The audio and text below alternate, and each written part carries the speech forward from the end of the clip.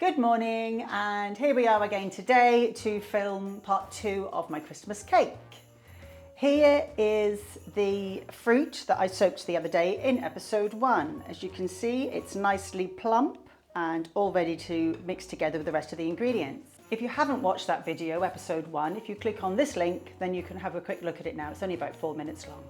Next job is to line the tin. Now we do this so that obviously the cake doesn't stick to it and it's easy to remove. It's going to be in the oven for quite a long time, so we need to protect the cake so it doesn't get too brown.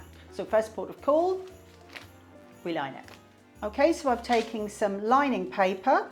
You pop your tin on top and draw around the outside. And then cut it out. Like Blue Peter? Just like Blue Peter. For those people who aren't in the UK, they won't know what Blue Peter is. But Neither do I. Well, I know what it is, but I never watched it. You must have seen it when the children were younger. Possibly. Okay, first piece done.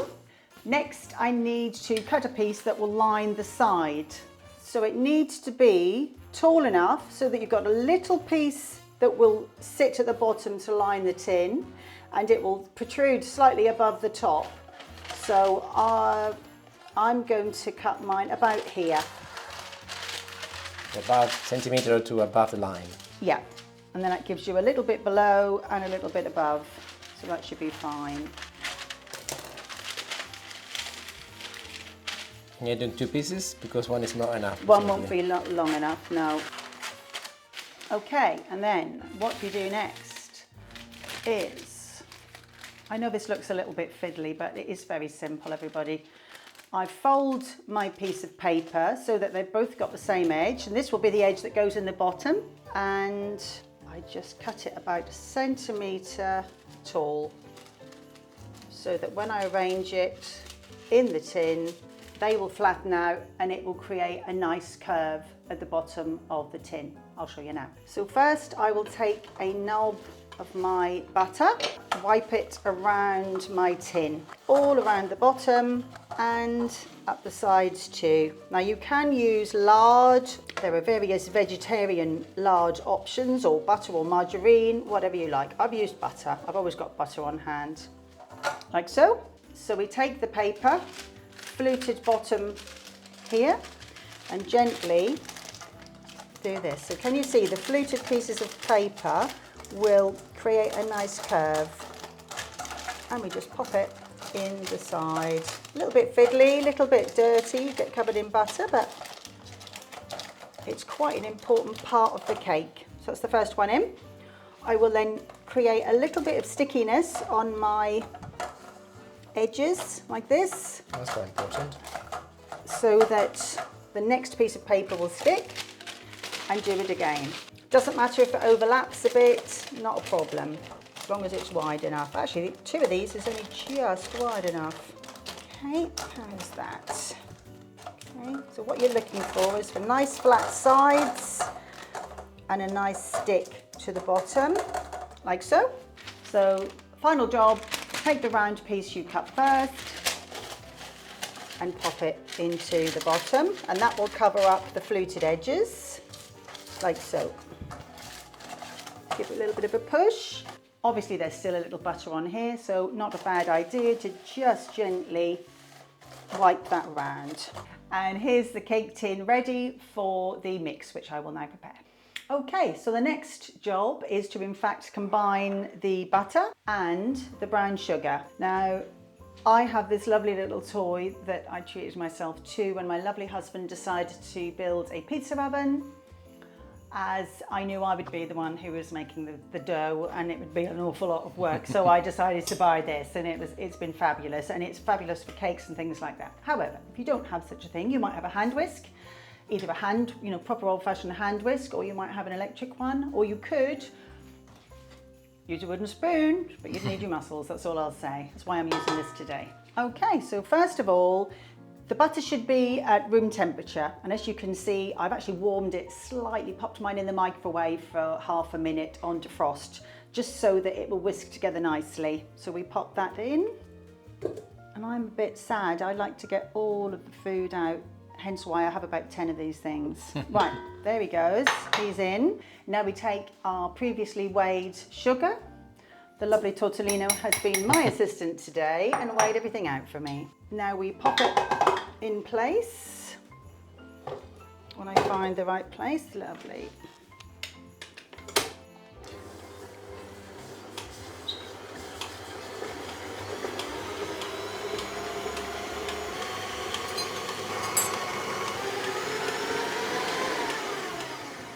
Okay, so that is ready. As you'll see, it's gone lovely and pale and it's quite soft and fluffy. And that's then ready to add the next ingredients. I'll pop it back on here because yet again, it is easier for me. Clearly, if you're using a wooden spoon, you would have to just keep beating it until such a time as it looks like this, or the hand whisk. I think my nanny probably would have used one of these back in the day when she was making her cakes. I've just turned our oven on. It's a fan oven, so I've just put it on just under 140 degrees. If you've got a conventional oven, 140 degrees is fine. Next job, I will sieve the plain flour into a jug or a bowl, whatever you've got.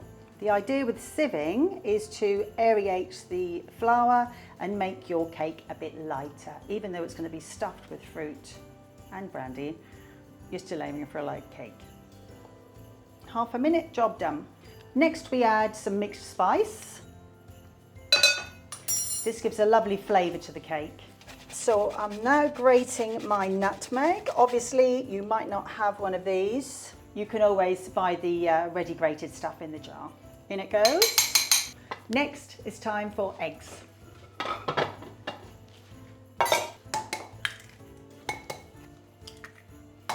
Okay, so we need 5 eggs, which I've broken into one of my bowls that I was using earlier. Reuse. As always, all of the ingredients will be listed in the description below. Okay, so next we beat the eggs until they're nice and light and fluffy. Next, I start combining the egg into the butter and sugar mix. Now to stop it from curdling, each time I add some egg, I will add a little flour too. And of course, combine them together, either in your machine or by hand.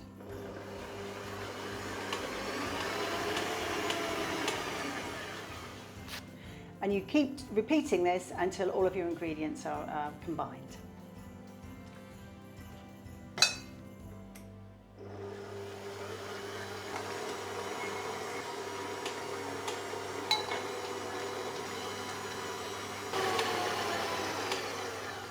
Now the last stage, as you can see I've got some flour left, is that you add the flour and you slowly fold it, which would generally involve a spoon. However, as I have my machine, I'll just put it on super slow and it will really slowly fold it in. Obviously if you're doing it by hand, the idea is that you're getting more air into your cake by doing this.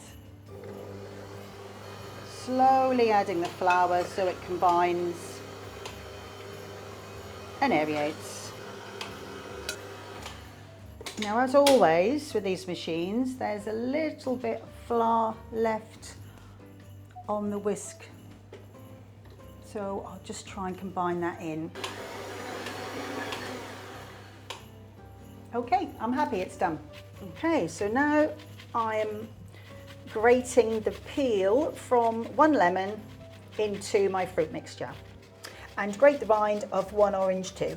Try and make sure you stick to the orange and not the white. Presumably that's the same for the lemon. Absolutely, otherwise you just get this quite Bitterness. bitter pith. Okay, there we go, that's the zest all in. I don't like to leave any behind because this gives the cake a really lovely, zesty, fruity flavour, and I love to taste the lemon and the orange in my cake. And on that note, I like to add the juice from the orange and the lemon. I just think it gives it a lovely extra flavour and always helps with the moistness.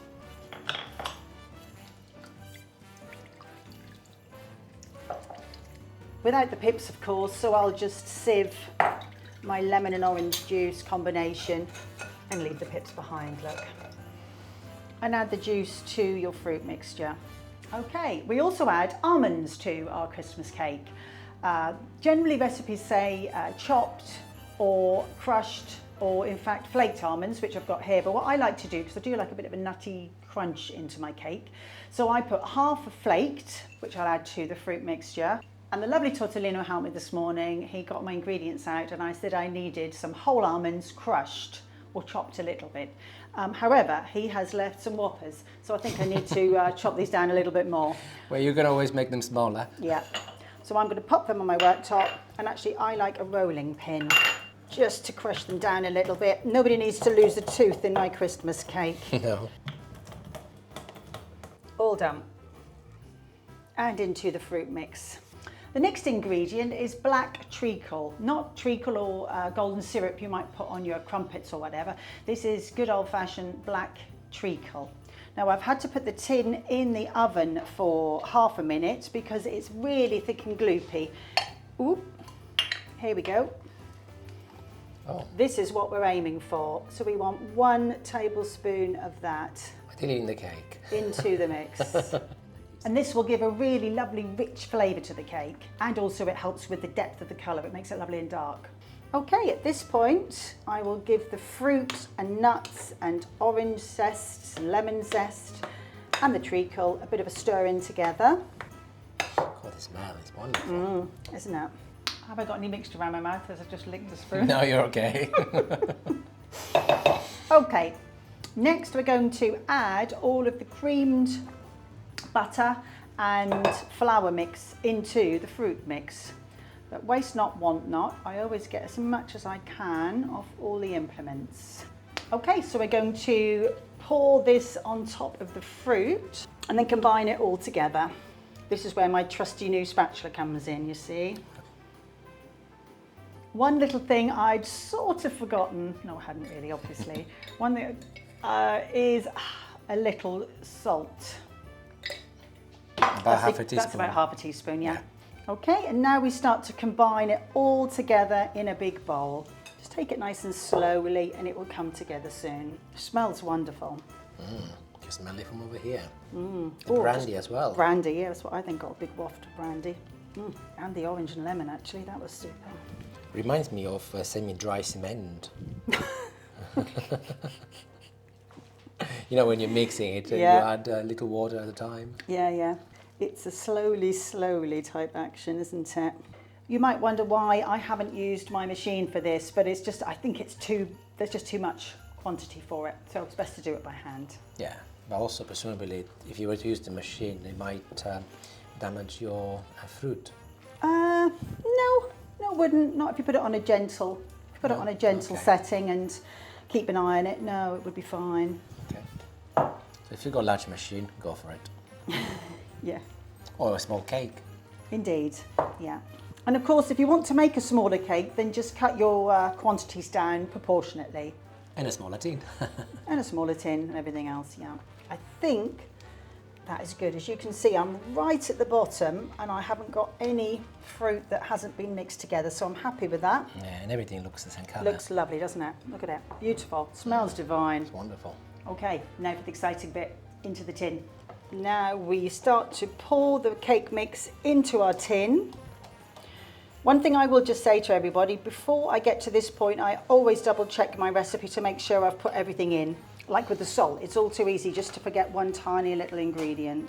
This is a very important part of the process. You need to taste your mix. Of course. So what are you Lovely. looking for there? I think you just know if it tastes nice and sweet. I can taste the fruit. I can taste the orange and the lemon, the brandy obviously. Okay. Delicious, it tastes super, as it always does. I just gently start to push the mix down into the tin. You're aiming for a nice flat surface, and as you can see, it pretty much is flat with the top of my tin, so it'll be nice and big. This is a good job because at the end of the day at Christmas, my kids all want to take a piece home, except Gabriella, who doesn't like fruit. And I'd give a chunk to my mum and my sister. Believe me, if we left this cake in the house, me and Francesca would munch our way through it on a daily basis. Mostly you. Mostly me. Every day with a cup of tea in the afternoon. It's sad, but we literally munch our way through it. So I've got into the habit of giving a piece to everybody. Indeed. Lovely. I'm happy with that. That's good. We're really near the end now, everybody.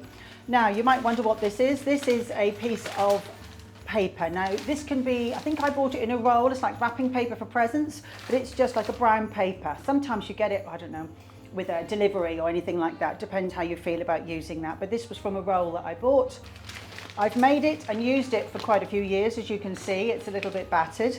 But ultimately, it fits beautifully. The idea is that it goes over the top of your cake and your tin. It's not tight, it's there to give extra protection. The cake will go in the oven, you see, for about 4 hours on quite a low heat. And by doing this, it protects it, makes sure it doesn't go too brown or burn. So as you can see, it's almost got a little coat on, like this. And then I have 2 sheets of baking paper, which will fit over the top with a hole in the middle to allow the air to escape. And quite simply, that will go on the top. I normally fold it a little, particularly in a fan oven so it doesn't fly away. And then that will sit on top like that. It's just lodged on top. Yeah. Then we'll put it into a preheated oven. I told you earlier, mine's on just under 140 degrees. And you're aiming for about 4 hours. Please don't open the oven. You mustn't open the oven to cook anything else at the same time. Put a little sticker. Yeah, do not touch. And just leave it in the oven for 4 hours. And at that point, you'll see me again and I'll show you what to do next. And in she goes.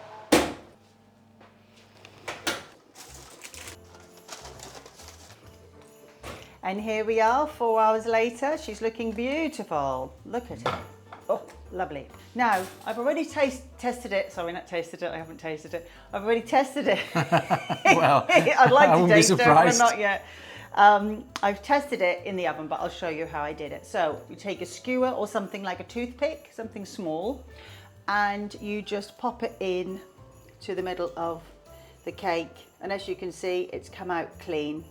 I normally have a couple of goes, it's not going to harm. Completely clean. So she's now cooked.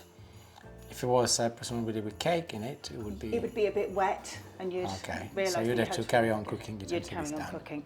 But this is looking nice and firm and ready to rock and roll. So what I normally do now is let the cake cool down. A good 10, 20 minutes, possibly longer if you like, half an hour. Just let it cool down, and then the next stage will be to take the tin off and remove the paper, but we'll show you that later. Okay, so 20 minutes are up. Let's get going. So we release the tin. Now, obviously this piece of paper goes down and underneath. So the first thing I need to do is turn it over. So using a clean cloth, I'm going to flip it and remove the tin. Then I will gently pull off this paper first. Okay, and I will remove the bottom piece too. Slowly, slowly, in case, like I've just done there, you start to pick out pieces of fruit or whatever's stuck. And there we go. She's still actually quite hot. It's interesting that you're referring to your cake as a she. You know me, things are quite often she's or he's. It comes to fruit, veg, So this is and a all she. sorts of things in my world. Anyway, what I'm going to do now is gently rise the cake up again, and then I want to stand it on here so it can cool down completely. Perfect. And there it is. Look how lovely she looks. Okay, She. now, yes, she. So what I would normally do at this point is I would let it go really cold and wrap it, and then in a few days I would start this process. However, for the purposes of the video, I'll show you the next step. We now need to work on getting some brandy into the cake. Some more brandy, I hear you say. Yes, some more brandy. So we move around the cake and pop lots of holes in. I suppose you can put also maybe fortified wine in, like Marsala. Do I'm you trying to know- make it Italian, you see? Oh, no.